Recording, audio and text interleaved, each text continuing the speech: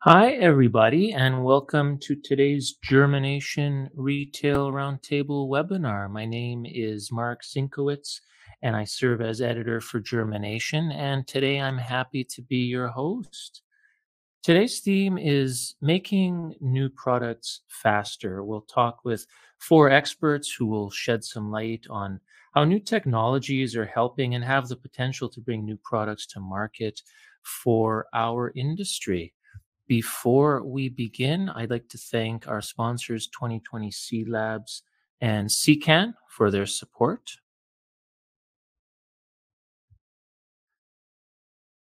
During the presentation, you'll likely have some questions for our speakers. Please type these into the chat box at any time, and we'll hold a Q&A session at the very end of our webinar after all our presentations are finished. Again, if you have a question at any point, please type them into the chat box.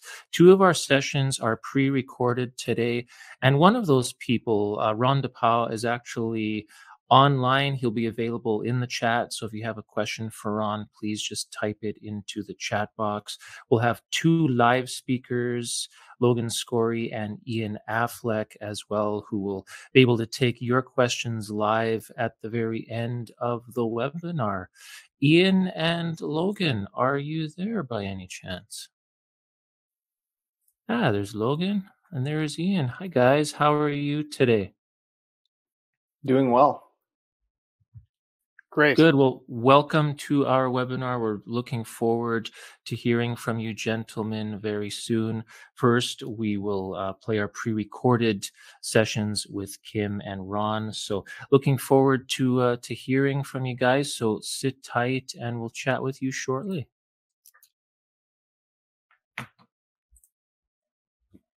And just so everybody knows, this presentation is being recorded and will be available for viewing at our website, germination.ca, following the proceedings. Now, we all know that new breeding techniques are helping researchers do a lot of great things like boosting yields to levels previously unknown. For example, according to statistics that were presented at the 2020 USDA Ag Outlook Forum, there's been a seven-fold increase in average corn yields in North America since 1920, thanks to new breeding techniques and discoveries. These are some headlines that I pulled off the internet. So obviously, this is a very major topic right now. Everybody's talking about it, especially in the plant breeding community. But when I was researching topics for this webinar, I wanted to talk with people who could speak to the process of delivering some tangible benefit to the industry and growers beyond simply talking about the potential that these technologies hold. I pulled a federal government document off of the internet, and it plainly says that the process of bringing a new variety to market can still take upwards of 12 years to reach readiness for commercial scale. So even with these new technologies, it can still take a lot of time to actually bring a new product to market. And so I wanted to hear from some people who are working with these technologies and who are really seeing the benefits of this in the real world of being able to bring those new products to market quicker than they might otherwise have. So our first speaker today, who I chatted with just the other day, was Kim Kenward. She is R&D manager for 2020 Seed Labs based in Alberta. She's very involved with the area of seed quality policy and serves as chairperson of the Horizontal Methods for Molecular Biomarker Analysis Committee. In her spare time, she likes to quilt, so she's not all about seed testing. Kim is very multifaceted and is a fascinating person. I really enjoy talking to her. And I hope you enjoy the chat. I talked with her about some new seed tests that have come to market and how these new technologies have allowed her to bring those to market. So enjoy our chat.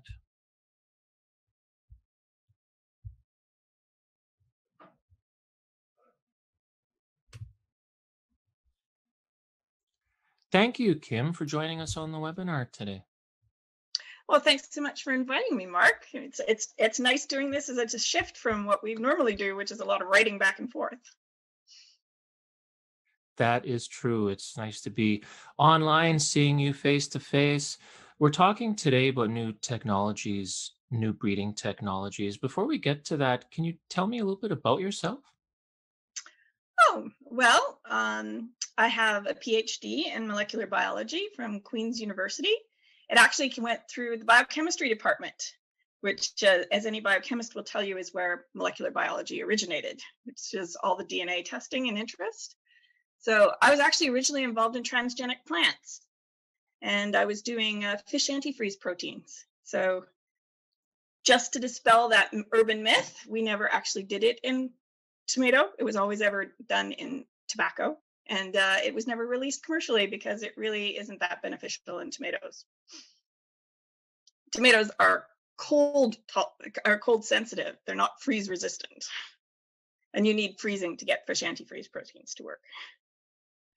So after I left Queens, I was I did a postdoc at Agriculture Canada, and then I was moved on to doing, I had a lab at Alberta Innovates. Well, it was Alberta Research Council at the time, but now it's Alberta Innovates.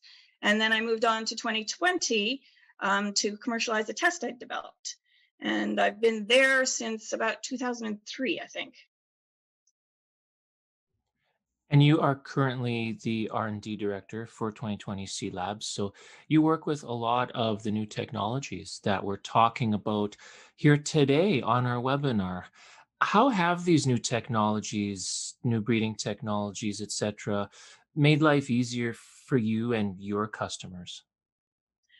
Well, it's interesting because when I started at 2020, we actually were the first to build a molecular testing lab, so using the DNA-based techniques to actually detect things.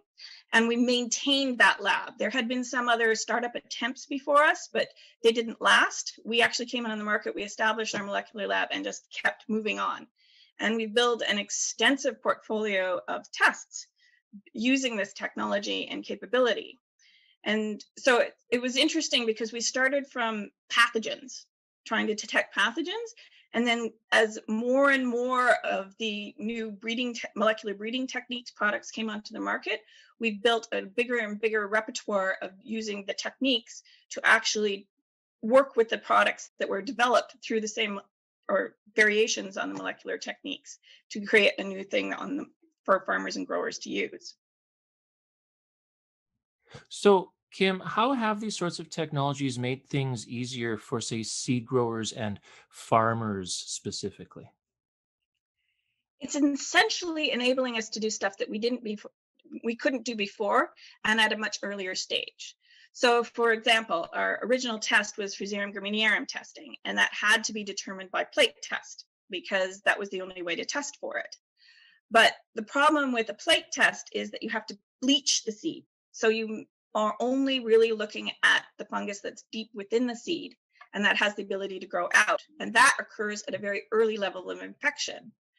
With the DNA testing, we could actually detect the fungus if it was present and is starting to be incorporated into the seed at a much later stage of development. So it gave us the ability to detect at an earlier stage than we would have been able to before. And that was really important at the time because we knew that there were parts of the country that didn't have Fusarium infections, and we were trying to slow it down as much as possible in order to let us the chance to get the resistance genetics coming in. And then you've got other situations where you've got like kernel visual distinguishability, which was a great test because you could actually just look at the physical appearance of the seed and tell what class it was. But the breeders were finding that very constricting in terms of what they could do and the genetics they could access to bring into the new varieties. So they didn't want to have to breed in the phenotypic characteristics or the visual characteristics that we were using for determining class. So going in and actually determining variety itself through varietal identification using molecular techniques allows us to determine variety, which means that we can automatically tell class, and they can shift things back and forth between classes much more easily than we could do before. Now, speaking of DNA technologies, for example, you just developed some new tests for soybean cyst nematode. Can you tell us a little bit about that? Well, soybean cyst nematode is expected to be a new and emerging threat in Canada. It's been endemic in Ontario. Well, it's been securely in place in Ontario, particularly along, I think, the St. Lawrence for some time now. And then in 2013, we actually lifted the restrictions quarantine restrictions on it. And that was intended to deal with some trade issues, but it also was enabling us to access the earlier maturing soybean varieties, genetics that we wanted.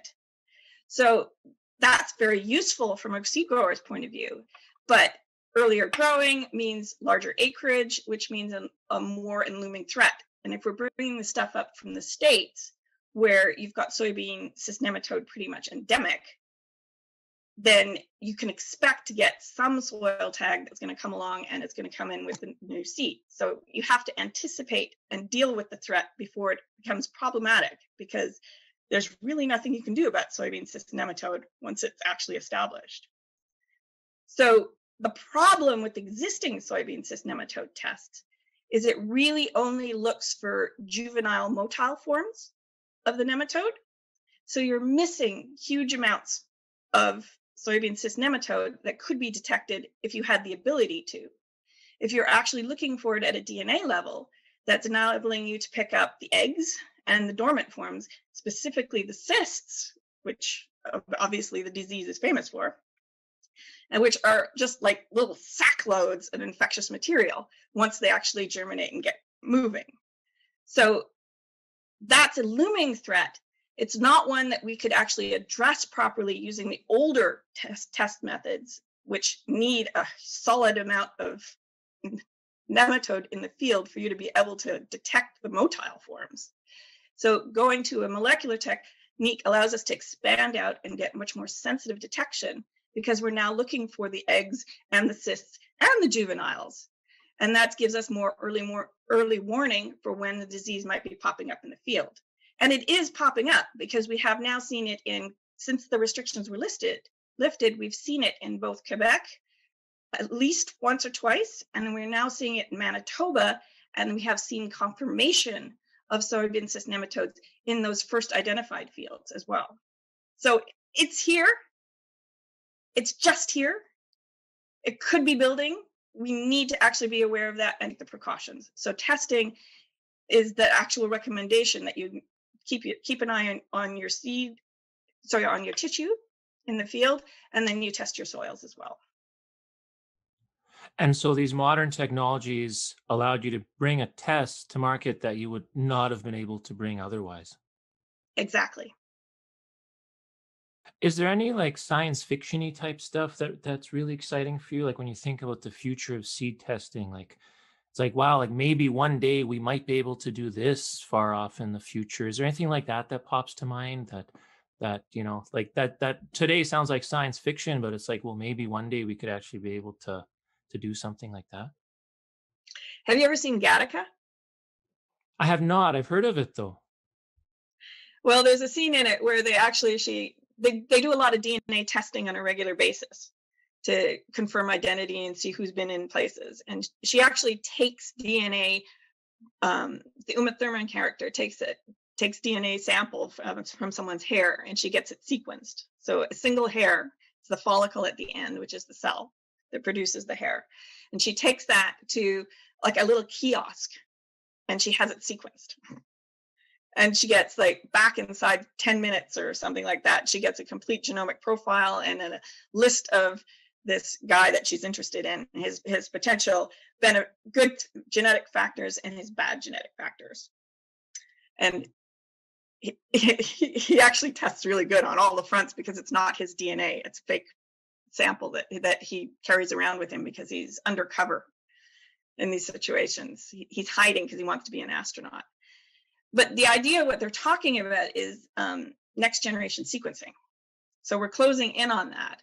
And the idea is you can just take a sample and you generate a selection of DNA fragments that you've isolated from there, and you sequence all of them And then you run that data through a database so that you can see what's in there and identify what species of creature and living thing is present in there, both plant and bacterial and fungi.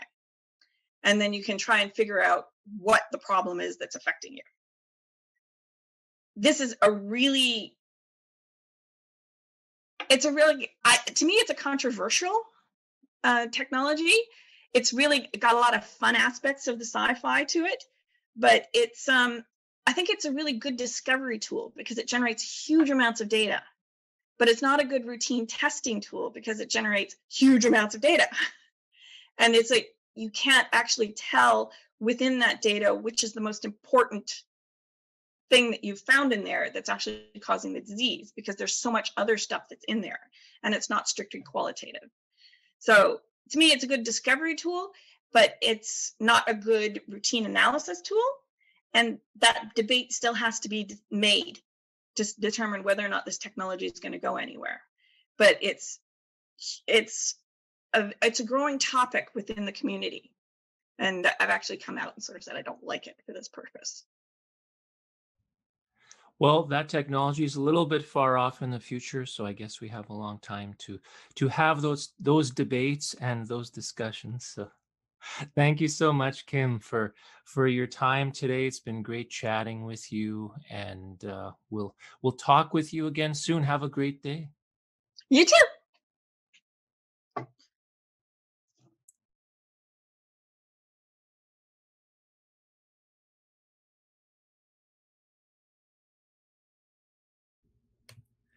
And thank you so much, Kim, for that fascinating talk. I have to see Gattaca now. That's next on my agenda of things to watch on television. So thanks again. Now that we've covered off seed testing, I wanted to talk with a plant breeder.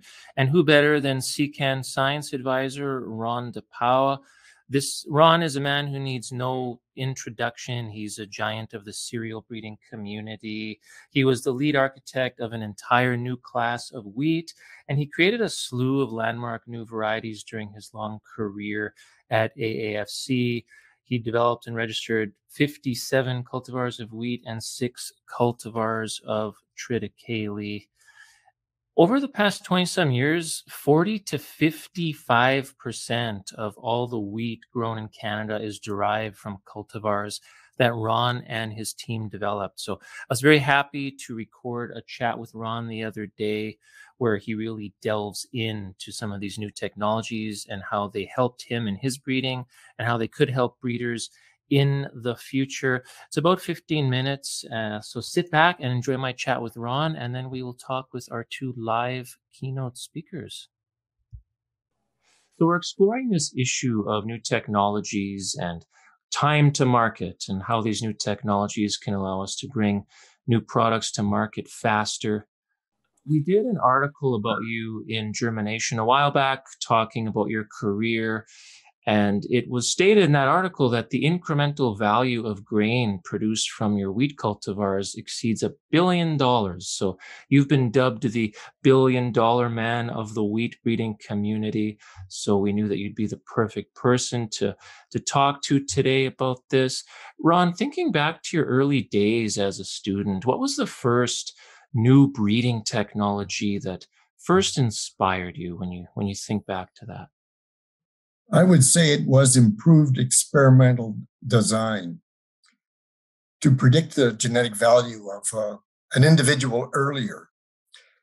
So the theory of segregation and frequencies of the desirable genes supported starting selection for both simply inherited traits, which are also called qualitative traits, and complexly inherited traits, which are the quantitative traits, as soon as possible, even in the first generation of selection.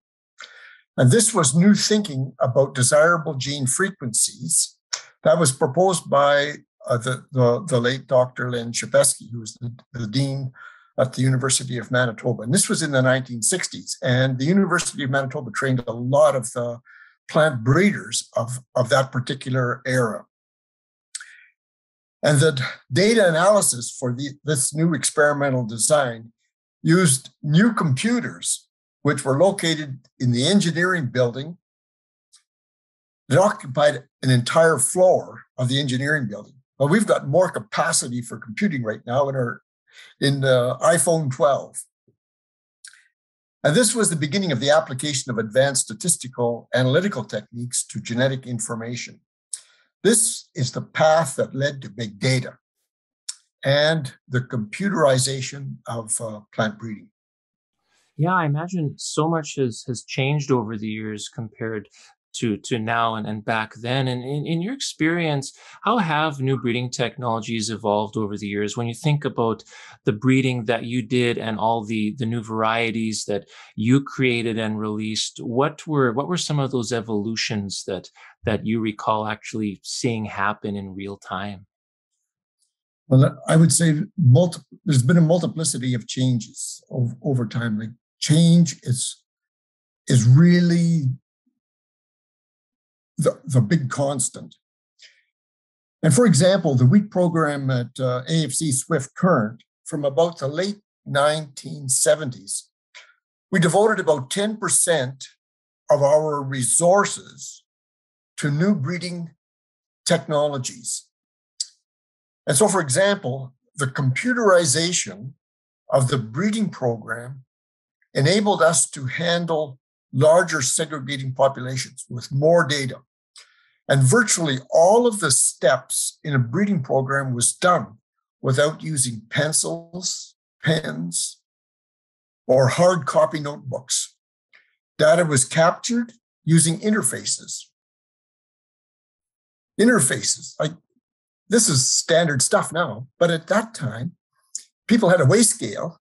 They would put their sample of grain on the weigh scale and then write it down on a piece of paper and then enter it into something for data analysis. Well, with an interface, the weight would be transferred automatically to a digital file that you could then analyze without touching, without having to do anything with a pen or a pencil. And of course, mechanization of plant breeding operations enabled us to handle much larger populations. It's been estimated that we were able to handle about 10 times the number of individuals based on computerization and mechanization. And another major change that occurred was the new NIR technology. And it revolutionized what we could do to measure things like protein content and test weight very, very rapidly. And because we could measure them rapidly, we could select now for grain yield and protein content simultaneously. Because we could, grain yield and protein are negatively related, and we could select simultaneously for the two of them, we developed statistical methods to be able to select and shift that negative relationship of grain yield and protein content. Didn't break it, it just shifted it as a result of better water use efficiency, better nitrogen use efficiency, like building better plants. And some of the varieties that came out of this simultaneous selection for grain yield and protein content were varieties like AC Berry, which won Seed of the Year. Kyle and Strongfield and Navigator Durham, again, Seed of the Year varieties. And recently, AAC Brandon. These are all Seed of the Year varieties, but they are examples of the use of all of these new technologies that came along that enabled us to build superior combinations of genes.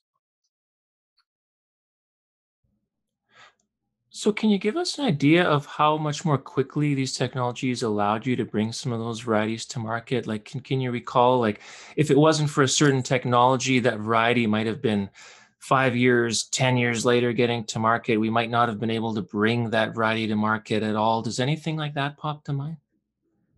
Absolutely. Like in the case of NIR, being able to select for protein content with NIR, you could do it in seconds. Whereas if you were doing it with the Kaldal method, which is a wet chemistry method, it was like an overnight process to do an analysis. You could only do a handful of analysis.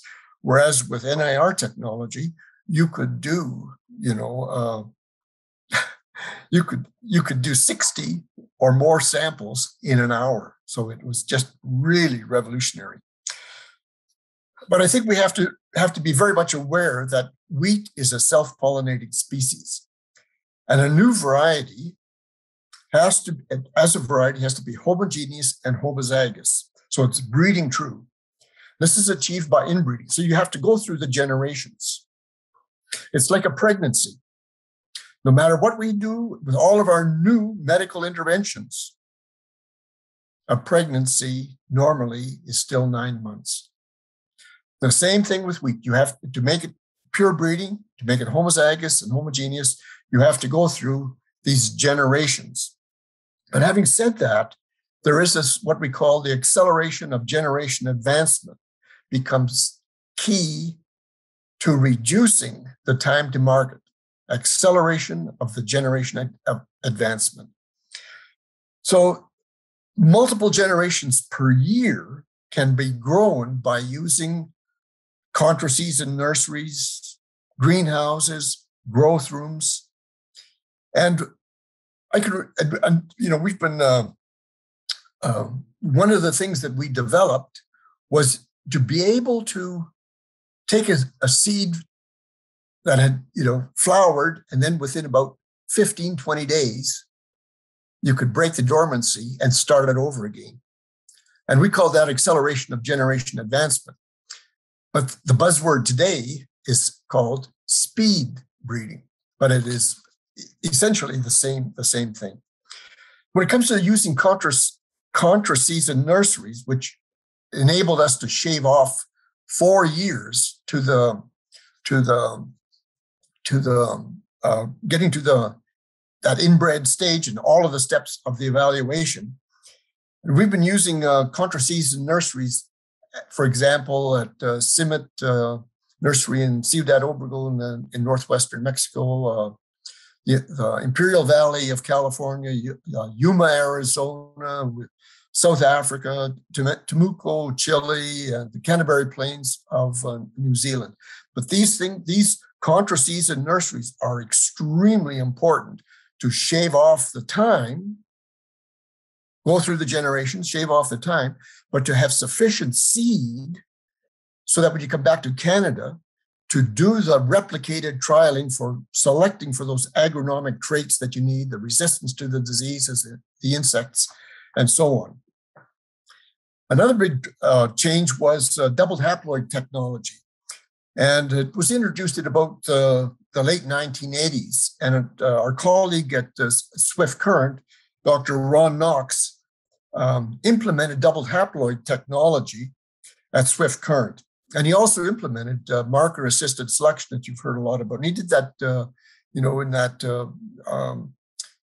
the mid-1990s. So the variety, the sawfly-resistant variety Lillian, was developed using doubled haploid technology as well as marker-assisted selection.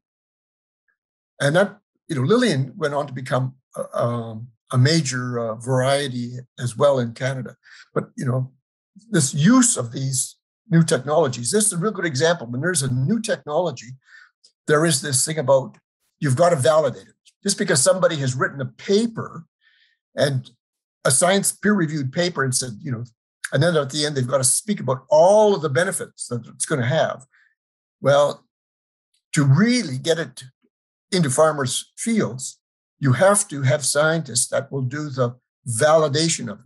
Will this actually work in a practical way in a breeding program?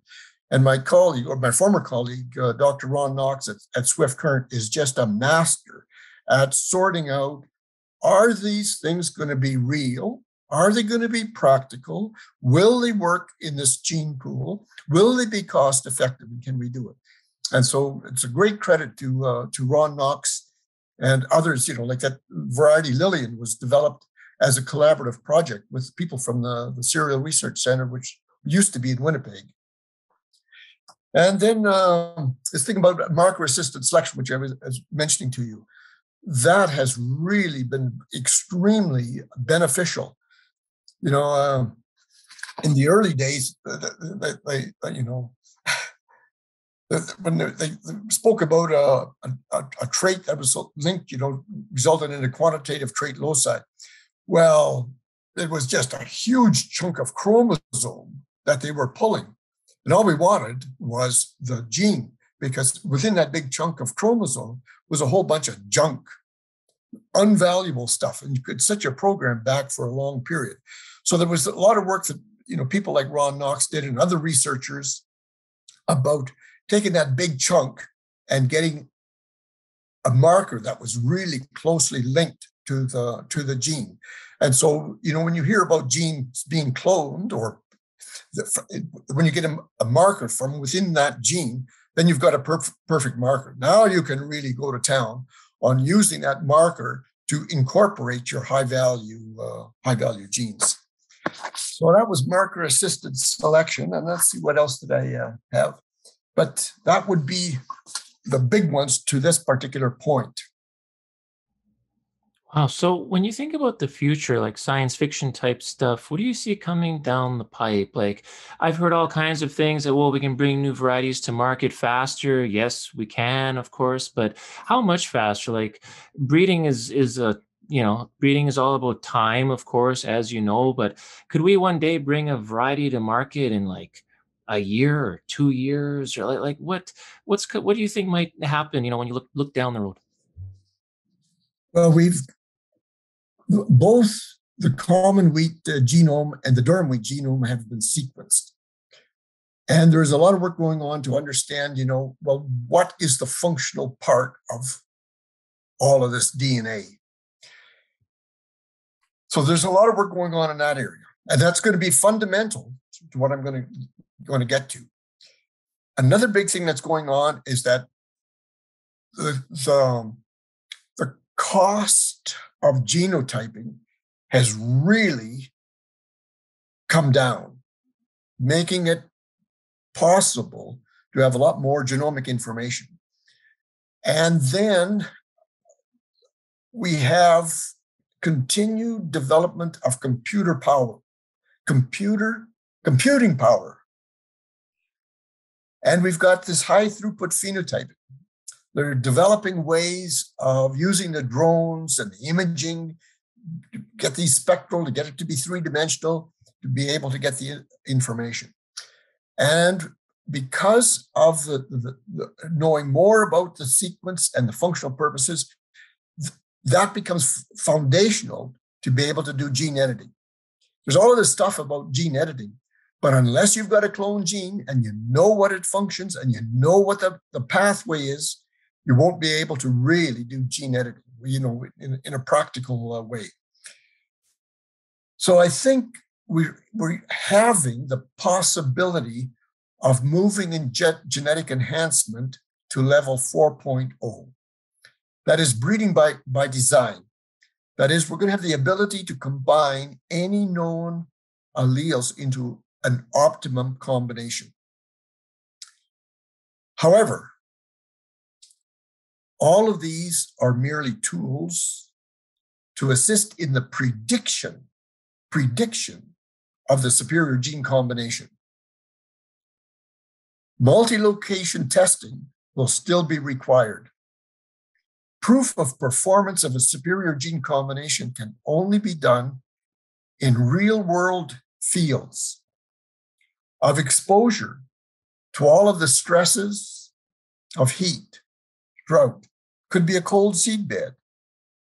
Could be a wet, soggy soil. It could be cool fall weather conditions. That's all got to be proofed out in the real world. So grain in the bin that can be processed to make nutritious food, products at a profitable price to producers, is going to still be foundational. Everything else, I would say, is predictive.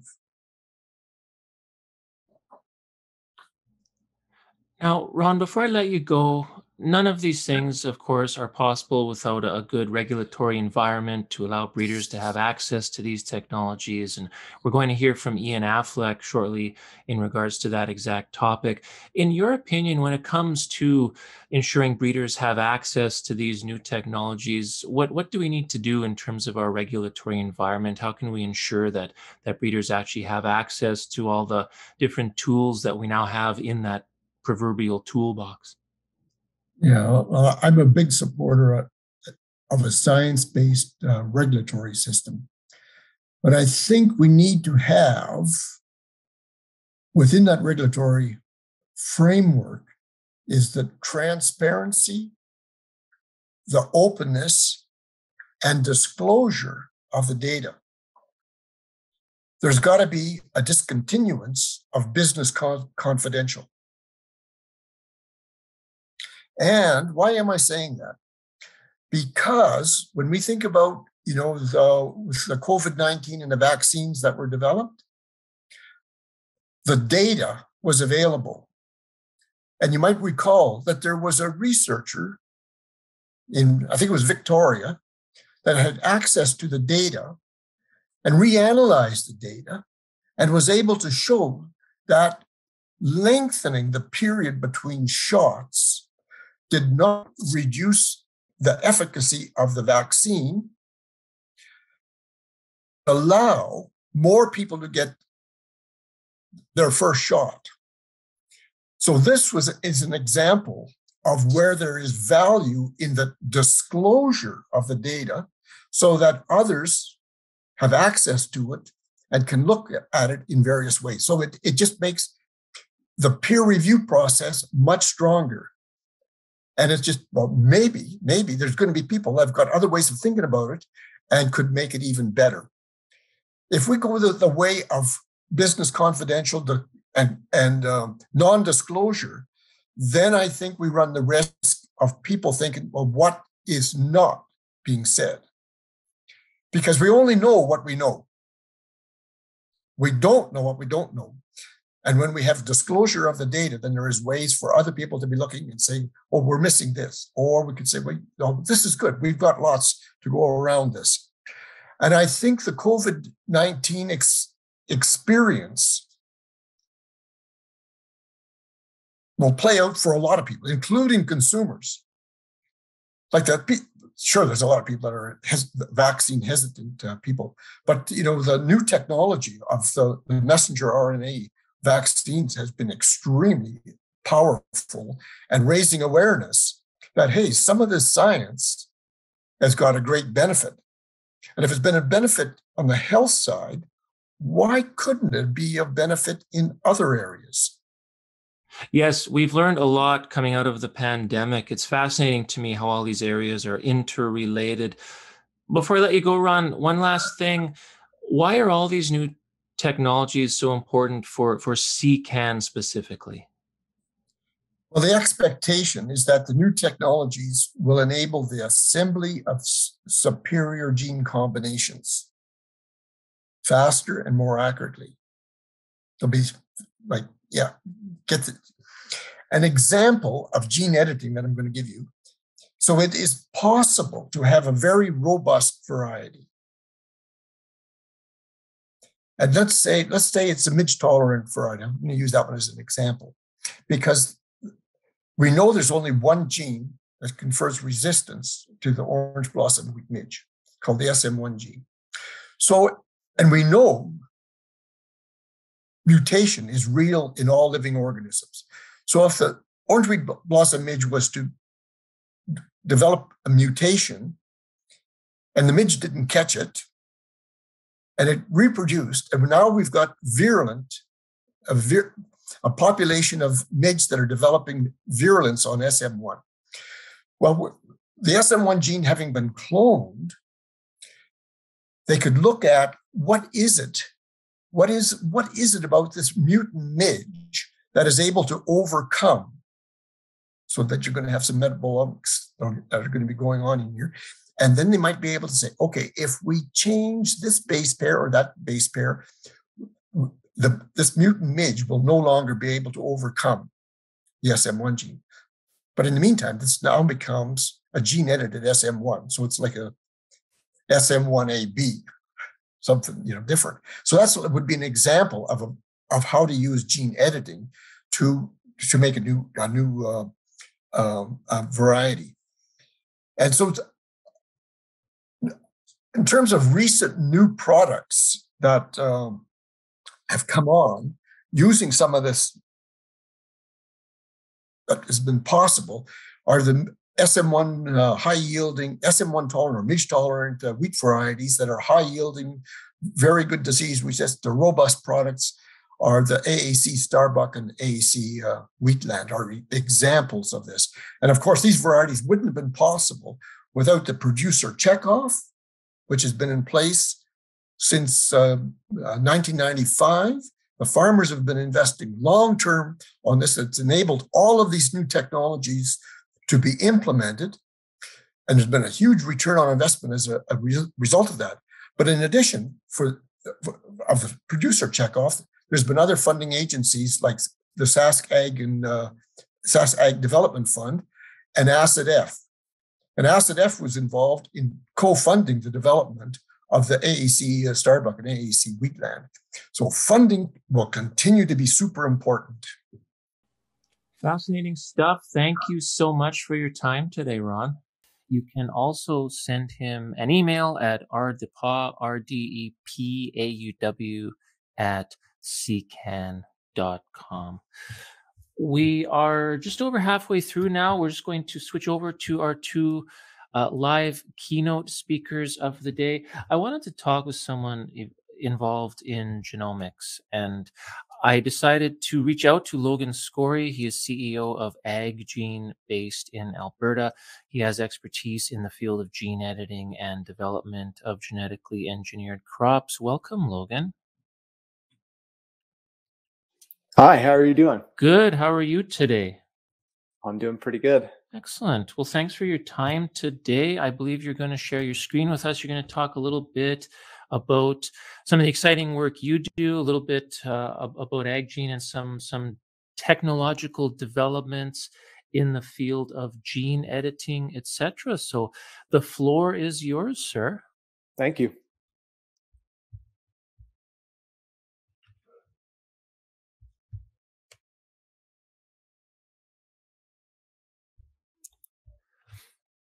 Yeah, you might have to share the specific window.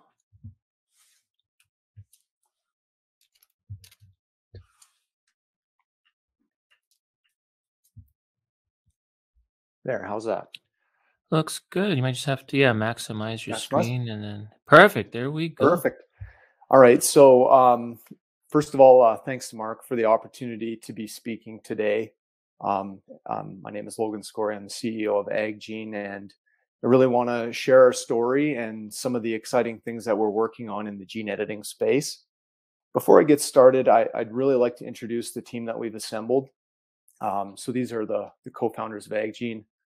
So I had the opportunity of growing up on a grain farm near Kinsella, Alberta, and I'm currently finishing a PhD at University of Calgary with a large focus on plant biotech.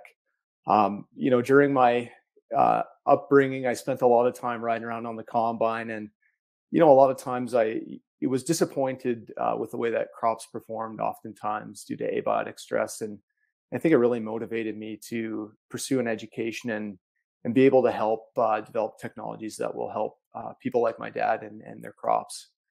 The next person that we have on our team is Dr. Marcus Samuel. He's a professor at University of Calgary and my PhD supervisor, and he provides a lot of great insight on the tech developments that we're currently ongoing. And he's been in the plant biotech research field for a couple decades, so he's always got lots of great insight. Next, we have Rick Rutherford. He's a grain grower, a seed grower based out of Grassy Isle, Manitoba. Rick brings a lot of expertise from the seed business, so he's always great to chat to. And last and certainly not least, we have Sarah Foster, who's the president of 2020 Seed Labs. Sarah, I'm sure everybody in the Canadian seed industry knows Sarah, and she's always got lots of great insight and business advice. So one of the major problems that our company is focused on is addressing the need for plant-based protein. So there are a number of different factors right now that are really driving the demand for plant-based protein. Amongst these would be climate change, the reduction of arable land, increasing population, and quite a recent fad is people kind of transitioning their diet to a more plant-centric focus. So, the combination of these factors is really boosting the demand for protein. And by the year 2050, I think the demand for protein is supposed to double. So we have to start thinking of solutions to maximize protein production on the same amount of acres that we currently have. And so to do that, we're actually leveraging gene editing. So during my PhD, we developed a proprietary genetic technology. So we recently filed a provisional patent on this pathway, and it really encompasses the use of gene editing to develop a trait which would ultimately be integrated into breeding programs and with the desired outcome of high protein crop cultivars. And just to give you a little brief background on the technology. So it's important to know that seeds accumulate a lot of different proteins during the later stages of seed development. And these are really important for a number of reasons, primarily for nutrition when that seed is dispersed into the environment and it needs to germinate. But there's also protective functions of various proteins. And so we've done a lot of work in this particular field, and we've really focused our attention on a gene, and I'll call this gene A. And what we find is the protein accumulation is partially regulated by gene A. And when we have increased activity of gene A, we're going to see an increase in the protein content of seeds.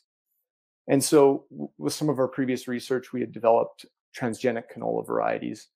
And what we found when we looked at the protein profile, we noticed a 20 to 25% increase in the crude protein content when compared to the untransformed variety. So this was very exciting for us because this is obviously a substantial boost in seed protein. But the one drawback of this was it is a GMO technology, and given the regulatory landscape across a number of jurisdictions, it's not really a favorable technology to pursue. And so we had to look at alternatives, and we started to ask the question, how can we utilize gene editing to help us develop a technology and help us develop this high protein trait?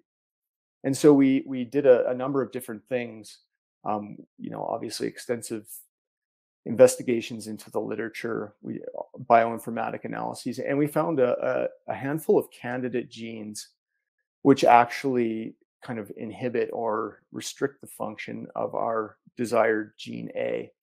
And so we've started to really strategize on how we can increase protein. And so we're actually utilizing gene editing to remove the function of gene B and gene C, which have a negative effect on gene A. And when we can actually remove these particular targets, we should be able to increase the activity or function of gene A and therefore increase the seed protein content.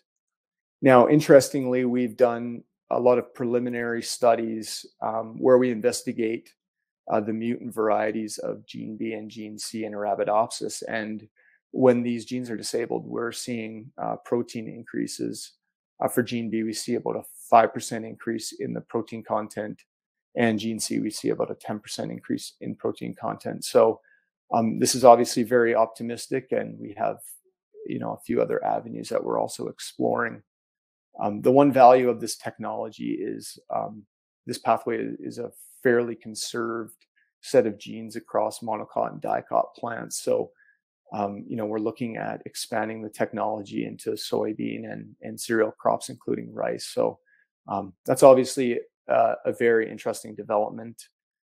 And just to touch briefly on gene editing, I mean, this is the part that is really exciting. And right now in the commercial setting, there are a number of different gene editing systems that companies can use. Obviously, the most predominant and and most popular would be the CRISPR-Cas9 system. And obviously we've got our own ideologies on how we want to do gene editing, and we've chosen to pursue a gene editing system called MAD7. And this is something that I'll talk about in a minute, but it's important to note that gene editing systems have two really important components. The first component is called the guide RNA. Now, this is depicted in pink in the cartoon.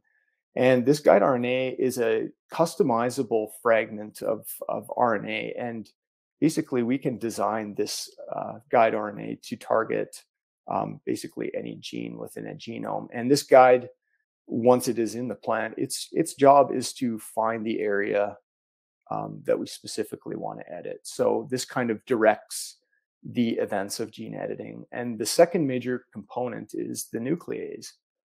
And so the nuclease is going to interact with this guide RNA on a scaffold, and the nuclease is actually going to cut the DNA. So the nuclease is like a pair of scissors, essentially. And as you can see in the cartoon, there's two strands of DNA that will be cut during the gene editing process.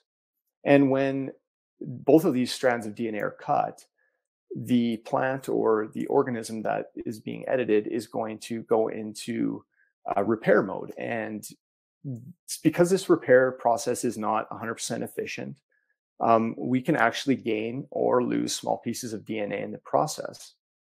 And when we start altering the genetic sequence of a gene, now we start to alter function. So the most likely outcome of gene editing is you're actually disabling the function of a gene. So ideally, you would want to disable the function of genes that have a negative impact on plant development. And to briefly touch on the system that we're using, so we are currently developing the MAD7 gene editing system. And this was a technology patented by Inscripta Life Science, and they have actually provided the use of MAD7 with no royalties and no licensing fees. And for a small startup company with limited resources, this is a very powerful technology, simply because we don't have to go and license Cas9 from Corteva. So we have a nice freedom to operate.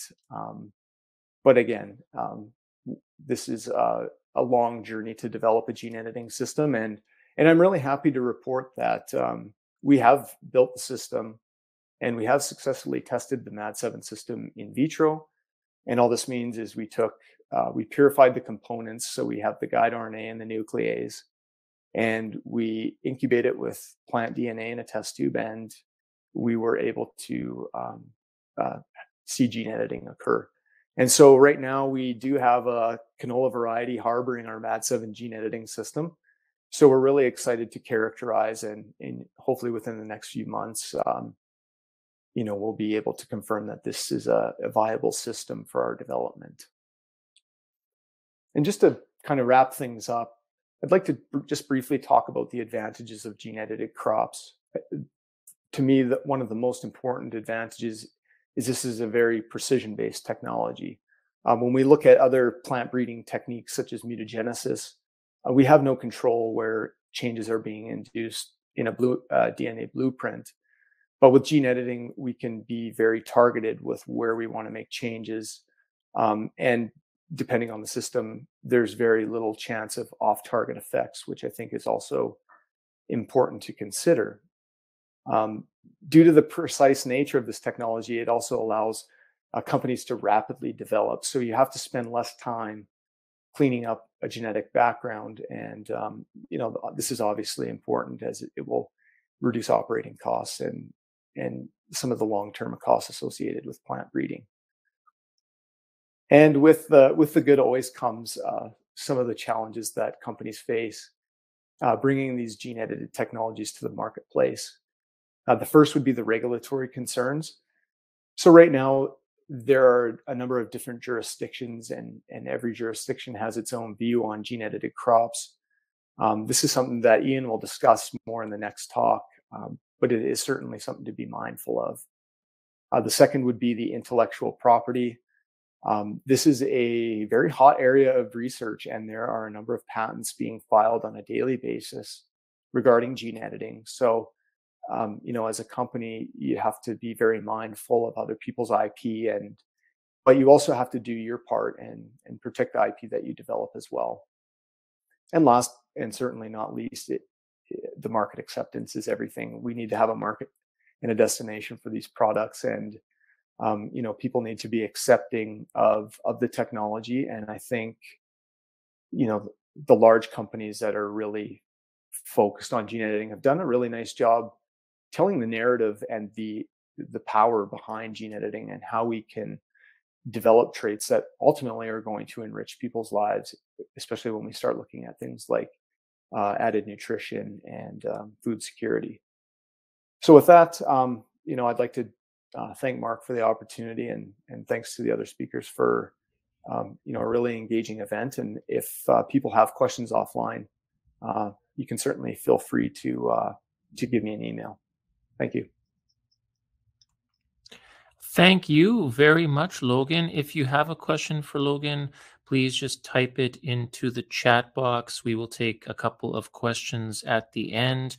Before we take questions and wrap up for the day, we are just going to hear from our final speaker of the day. Last but not least is Ian Affleck. Ian is Vice President, Plant Biotechnology for CropLife Canada. Welcome, Ian. Thanks, Mark, and thank you very much for the invite. I'm just sharing my screen here now. Yeah, Let excellent. me know if that's showing up all right. I can see it fine. And Ian, you're going to talk a little bit about something Logan touched on at the very end of his talk, regulatory issues, all of these fascinating new technologies that we've been discussing. Really, it's hard for them to really go anywhere or be of any use if we don't have a regulatory environment, of course, that can allow people to use these new technologies to actually bring products to market. So take it away, Ian. Great, thank you. Yeah, I'll focus on kind of the regulatory landscape as well as the public engagement and transparency side, and give an overview of what's happening in gene editing in that space. So just move to the next slide. So as mentioned, I work for CropLife Canada. We represent small, medium, and large sized companies, both from Canada and globally, that work in the plant science space, both developing, manufacturing, and distributing plant science innovations. So typically when I give these presentations, I'm not usually set up by actual experienced plant breeders and scientists, so I'm kind of trying to do some of that storytelling, so I can skip over that as it's been very well done. But I'll mention a few things just context, because the regulatory and the engagement approach does it leads out of how we understand plant breeding over time. So usually I'll talk about these kind of examples of how wild emmer is kind of an ancestor of wheat and how we got it to common wheat, how we took teosinte to corn, how we took banana from something that was largely inedible to something that is mostly fleshy edible elements, as well as how genetic selection allowed us to make all of these different products from the same thing, from wild mustard, Brassica oleracea, if you will. And I think kind of linking back to what Ron was saying, part of the reason to tell this story as we head toward the regulatory and the engagement space is understanding that often gene editing becomes the star of the discussion when the plant breeder and the scientists who are utilizing that tool are really the star of the discussion. And a quote that I heard once is, when someone builds a beautiful home, we don't celebrate the hammer, we celebrate the plant breeder. And I think gene editing in this space really is the hammer of the example. And it's the plant breeder that's applying it in order to get the outcome they're looking for. And I thought Ron mentioned it as well in detail, that if you don't understand the gene, you haven't located it, you haven't cloned it, you can't utilize it, then gene editing really isn't going to be much use to you. So another analogy I heard is, gene editing is not a magic wand. You can't just hand it to anyone and expect it to have magic and suddenly you have a variety. It needs to be in the hands of a very experienced plant breeder in order for it to be useful. So it's much more, going back to the hammer analogy, it's much more like a really fancy laser guided drill to help them do the work that the plant breeder was doing anyway. But in the context of gene editing, there has been a number of recent papers and science, which I think tells the story really well. One I would like to highlight, this is if you'd like to go back and read into this much more, recent paper from Agriculture and Agri-Food Canada called Genetic Variation and Unintended Risks in the Context of Old and New Breeding Techniques really describes the history of plant breeding, how this all builds on itself, and how a plant breeder is going to incorporate these new techniques into what they already know. Another great paper coming out of the U of S, Advanced Domestication, Harnessing the Precision of Gene Editing and Crop Breeding, another great paper that describes how this can be so useful in plant breeding. And one item that I pull out of that paper, they had one really great graphic here as you're going through all your F hybrids, looking to get that great variety. And in this space right here specifically, you get to your advanced field trials, and then you're gone from thousands of crosses down to 100. 80 of them just don't meet the quality standards. And this is where the paper describes how gene editing could save these near misses. You could go in and fix the little thing that didn't make it and pull it back onto the shelf, and how much efficiency that could add into a breeding process would be quite impressive. So this isn't the really headline grabbing high fiber wheat or the really cool, high oleic oil soybeans. This is just helping breeders become more and more efficient in what they're doing, and losing less and less of their crosses to, as was described in the paper, near misses. We're kind of coming off of that. So understanding that gene editing is building on a long history of plant breeding, what is our regulatory landscape globally, and where is it going? So before we can talk about regulation, we need to understand the status of safety. It is largely accepted that gene editing of plants is as safe as traditional breeding when you're going for traditional breeding outcomes. One of the first really great coverage of this was EU Federation of Academies of Sciences and Humanities. Basically, all of their universities, all of their research spaces published a great coverage of how we can be confident that gene editing, when used along with traditional breeding or for the same outcomes, is safe. That's been followed up since with a number of reports from a number of government and academic institutions, even one here in the bottom right, Genome Editing for Food Security and Environmental Sustainability out of McGill University in Canada. Just further demonstrating how this builds on what we know about plant breeding. So now that we have that basis, and regulatory bodies are understanding the long history of safety in plant breeding driven by the plant breeder, how does this tool fit in? We've seen Australia, New Zealand, Japan, the US, a number of South American countries have all come forward with a similar regulatory approach of saying, leaning on our familiarity with conventional plant breeding, provided you're not adding foreign DNA to the product, we can leverage our long history of experience with conventional plant breeding. If you did add foreign DNA, we're not saying that's inherently risky. It's just that there's less familiarity with what traits that can produce, and therefore there's different levels of regulatory oversight that's needed. So it's not about one is safe and one is unsafe. It's about saying that we have familiarity with one and less so with the other. We're seeing that kind of general regulatory trend take place in most countries around the world. Now, there's two major regions I didn't mention. One is the EU and the other is China. The EU is locked in probably a 2 to 3 more year political and regulatory challenge to update their regulations. They have published a paper saying they are not fit for purpose. The existing GMO framework should not be applied to gene editing, while it in some ways does today, but hopefully will not in the future. But they're going to be a number of years before they get that figured out. China will likely require some level of oversight, but how much oversight that is, whether it's notification or whether it's actually for submission, that's yet to be seen. But when looking at the cost of introducing a product to a marketplace around the world, most countries are looking for notification of the product at most. So hopefully this will keep the cost of introduction at a reasonable rate, so that we do have a broad variety of companies that are able to work with this technology and bring new products to market. In the Canadian specific regulatory environment, Health Canada has already completed a public consultation on updated policies. We're awaiting now the final publication of that, which will probably happen after the election. Important element of that is there's a voluntary transparency initiative to facilitate companies posting prior to commercialization new gene-edited varieties as a tool for public communication. And we'll talk about that a little farther in the next slides. Canadian Food Inspection Agency also working very hard to update their policies. The PNT, or environmental release element, is currently under public consultation. I would recommend anyone who works in the plant breeding space check out the CFIA website, read those policies, as remembering that Canadian policies are not strictly for gene editing, they're for all plant breeding, because in Canada we're product-based. not process-based. So all plant breeding falls under these regulations. So I would recommend you read that to see what you think the impact of these proposals could be for you. Health Canada's are quite good, very focused. I think it has it's a good refocusing of the Canadian approach, and currently out with consultation on the environment side. Novel feeds consultation expected in the fall. But overall, Canada heading in the right direction. Hopefully, we'll see all of these policies be finalized in early 2022. But just one example out of the Health Canada review, very strong statement of safety from their literature review that the use of gene editing technologies does not present any unique safety concerns compared to other methods of plant breeding. So very positive there. So finally, just finishing off, as you see regulatory systems evolving and new policies coming forward, what comes with that and with new technology in general is public engagement and transparency. So on that, CropLife and other seed industry representatives did some research into how do we engage with the public, and we learned a couple of key things. 61% of Canadians were completely unfamiliar with gene editing in any context, whether it's human health, plant health, anything else.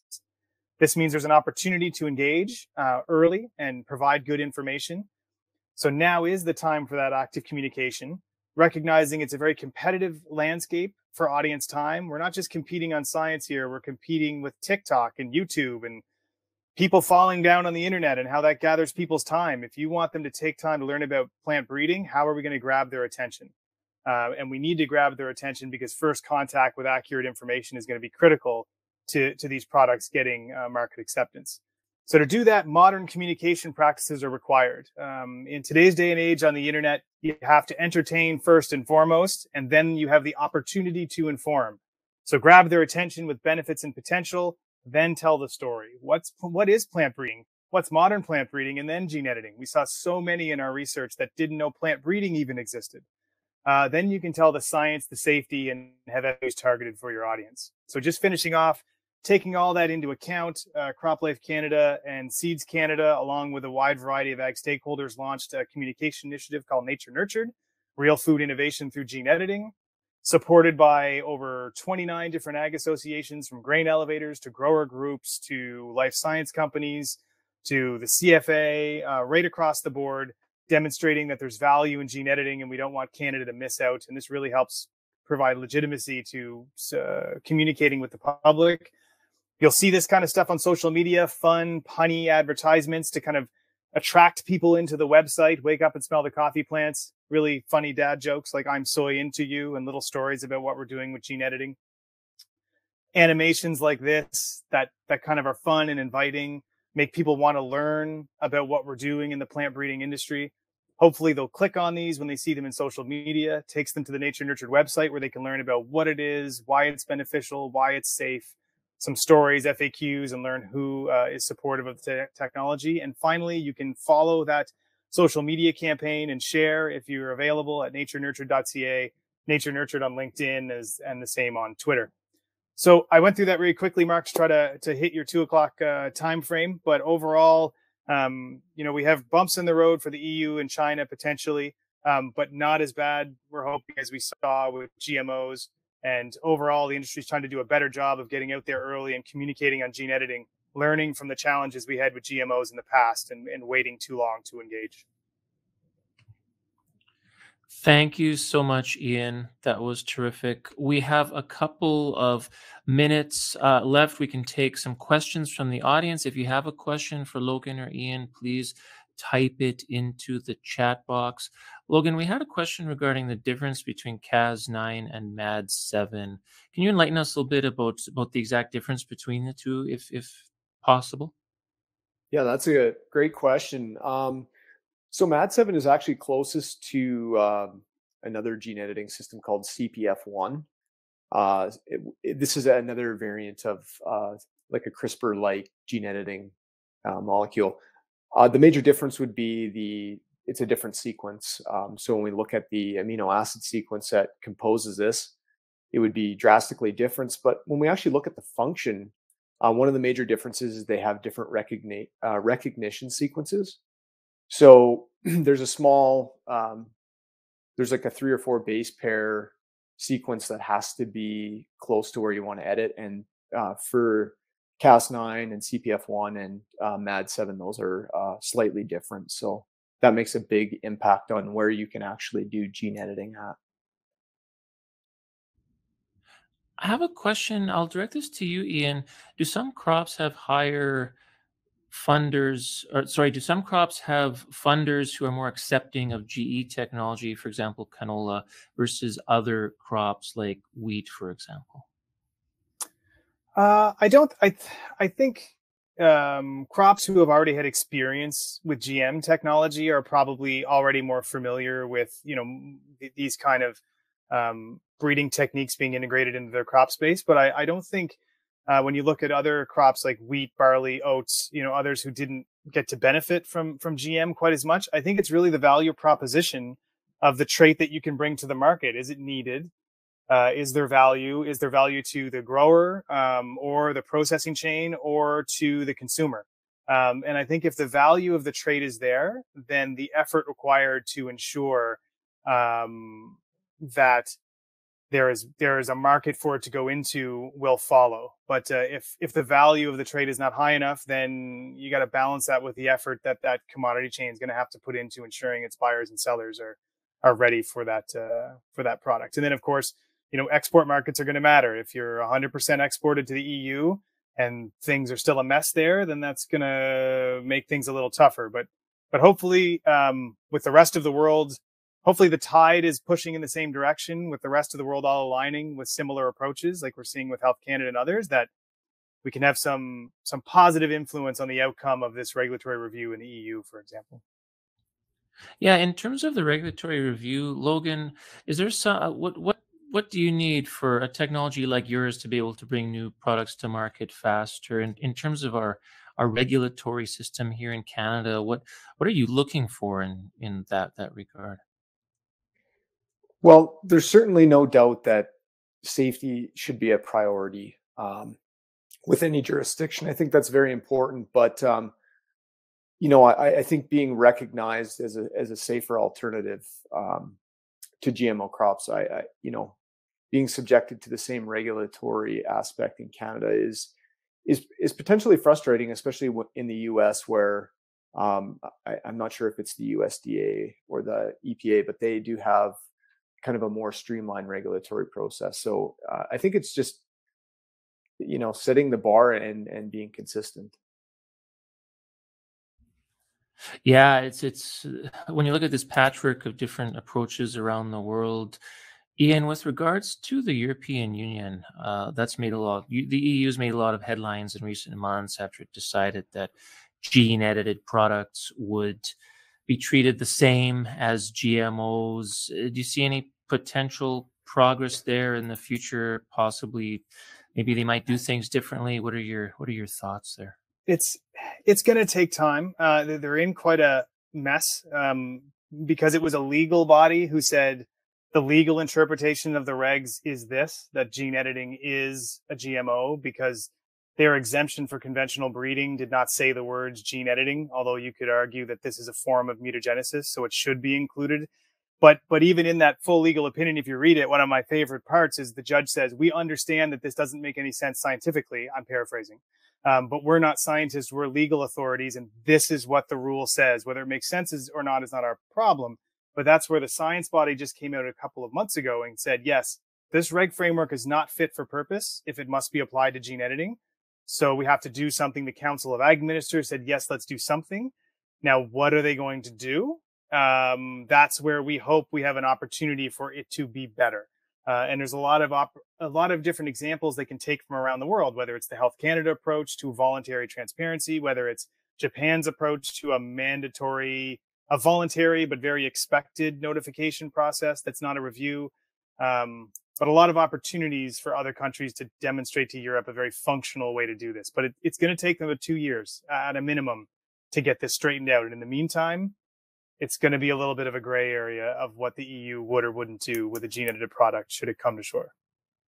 Yeah, well, and that's where efforts like Nature Nurtured are so important. Thank you, Ian, for putting the social media info up there in the chat box. It's efforts like Nature Nurtured that will help to educate the public and because as we all know, it's those younger people who will eventually become those legal experts that you referred to, and so that's really the way we can help change our system is to educate the public and get them to realize the scientific truth of these technologies and how they work. I have a comment here that the outreach efforts seem to be mirroring what we saw with GE. What confidence does the industry have that engagement will be effective as opposed to polarizing? I'll open this up to both of you before we sign off for the day. How do you see that debate shaping up? Yeah, I think I could say I think the difference here is we've learned a lot from what was polarizing in the attempts on GM. I think we went really science heavy. The biggest thing that I've learned from this is that I, as a scientist, need to listen to the communication professionals and be like, no, but I have this paper. And like, well, nobody cares. That's not what they're interested in. They want to know that their coffee is going to be impacted and there's a reason why they should care. Once they care, then you can tell them about the science down the road. But you've got to connect on some values first. You've got to connect on something they're interested in. And that was what's really hard. In some of the campaigns, we're talking about bananas, the Cavendish banana. We're talking about coffee. We're talking about chocolate. People are saying, well, those aren't really Canadian crops. And it's kind of, well, people don't visualize a handful of canola. They visualize the coffee they drink every morning. Now, once you have them in, then you can educate them on the importance of canola, the importance of wheat to the Canadian economy. And then here's how it's going to help that. And for climate change and helping farmers manage climate impact. But you've really got to entertain them first. And I think we missed that early on, where our information was sometimes a little dry and factual. And the stuff that was fear-based was pretty entertaining. And we got beaten to the punch. So if we want to get out there with the accurate information, we have to learn how to be more entertaining. So that's something I've taken from the comms professionals that we've worked with in launching the campaign. Hence the groaner dad jokes that we use to try to be approachable. Yeah, it's like that old media saying that if it bleeds, it leads. Unfortunately, sometimes the scary information can be the most entertaining, and so that's part of the challenge is to try and cut through that and to get people to pay attention, even though something might not be as entertaining or as dramatic or as colorful as some of that misinformation that's out there. Once you're able to differentiate between the good information and the not so good information, that can be half the battle is to teach those media literacy skills. And so it's efforts like Nature Nurture that are so important to that. So thank you, Ian, and thank you, Logan. I think that about wraps up our time for the day. So unless either of you gentlemen wanted to add anything else, I will wind things down here and just say thank you so much to our audience for joining in today. Appreciate you spending your lunch hour with us. Again, I just wanted to thank our sponsors, 2020 Seed Labs and SeCan, for their support. This webinar will be available at germination.ca in the coming hours.